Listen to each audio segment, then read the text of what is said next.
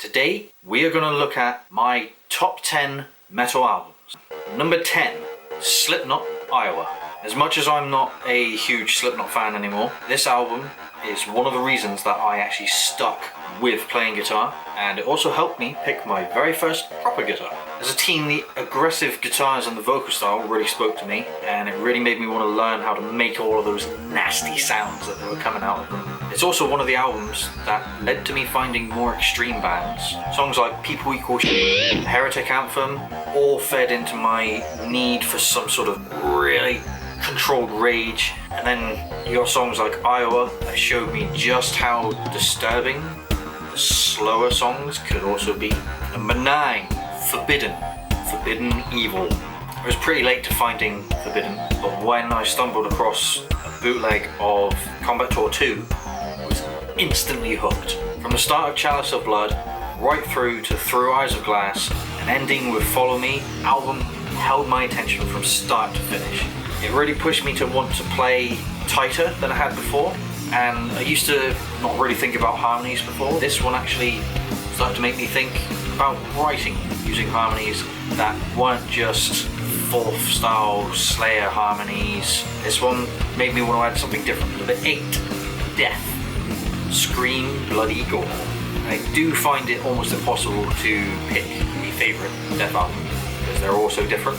But Scream, Bloody Gore is where my love of Death started. That's why I'm picking this one.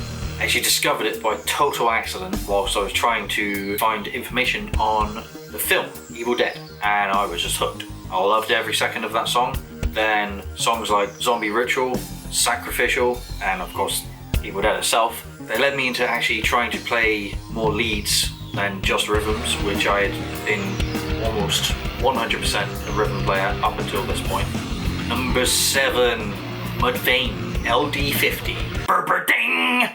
Most people are going to say this isn't a classic, but Mudvayne made me appreciate the importance of bass playing. Even if I still didn't understand how to write cool parts like Brian does, LD50 fit right in with my mental state at the time when it came out. It had everything I needed. Stuff like Dig, Death Blooms, and Everything and Nothing still really stand out in my head. I went away from this album for a while, but when I listened to them, they put me back to being a teenager again, and let's not deny costumes. Number 6, Metallica, Kill 'Em All.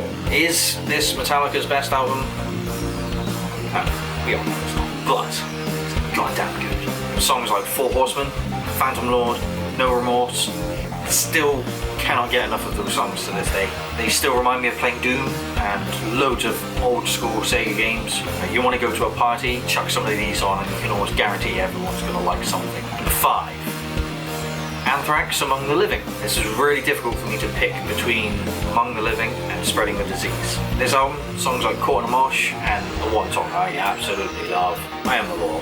Can't go wrong with I Am the Law. Judge Dredd, metal. And then you get songs like Indians. Your brain just explodes and you go, holy shit, there's more to this than just fun. Number 4, Megadeth. Peace Sells, but Who's Buying? I used to play this one constantly. Intro to Peace Sells would come on, and I would crank that up, and it would just make me want to play harder. Obviously, you've got songs like Peace Sells. I also really loved Devil's Island. That led into multiple sore necks the next day. Still am impressed with the guitar work this album all the way through. I don't think there's anything on it that I wouldn't stick on when I'm driving. Number 3, Carcass, Heartwork. This one has everything that I loved at the time. Blistering fast riffs, harmonies, aggressive vocals, and it has groove. While I didn't listen to this one constantly, I always came back to it. It also influenced my vocal style. It made me realize I didn't have to be able to sing. If I can make it scream without screwing my voice up, it's okay. You can still make good music.